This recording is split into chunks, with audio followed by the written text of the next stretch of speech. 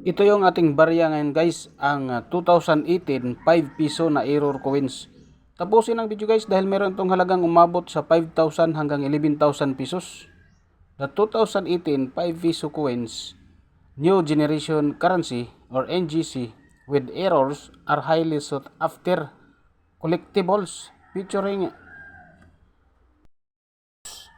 like off-center, strike, missing design, elements, letters, numbers, or portrait details, and extra metal. Specific 2018 errors included round shape instead of the standard round nonagonal design, frosted dice, and rare cases double denomination. Common 2018 5 piso or NGC error types. Number 1, off-center strike. The coin appears misshapen with a flattened. Number 2, missing details.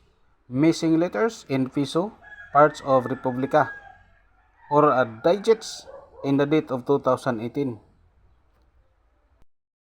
Number 3, frosted dice, round shape, 2018 coins that appears round instead of having the intended design.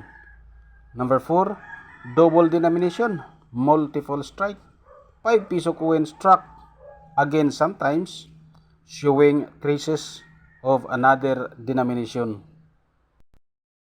These errors, particularly those with significant missing text, a dramatic off-center strikes, are considered valuable by the Philippine coin collectors. Market value, a 2018 Philippines 5 piso error round type 1 piso.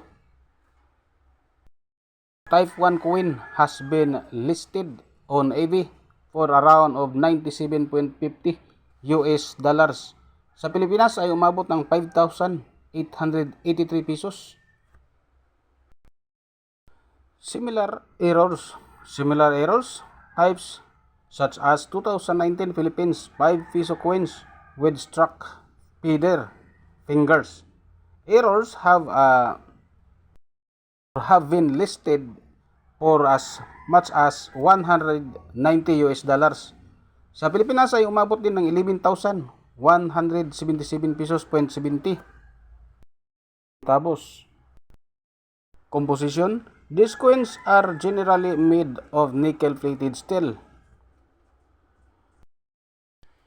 Note from the Bangko Sentral ng Pilipinas or BSP has previously advised the public that new generation coins are still in circulation and their value, even with minor natural or artificial errors, may not exceed their face values unless validated by serious collectors.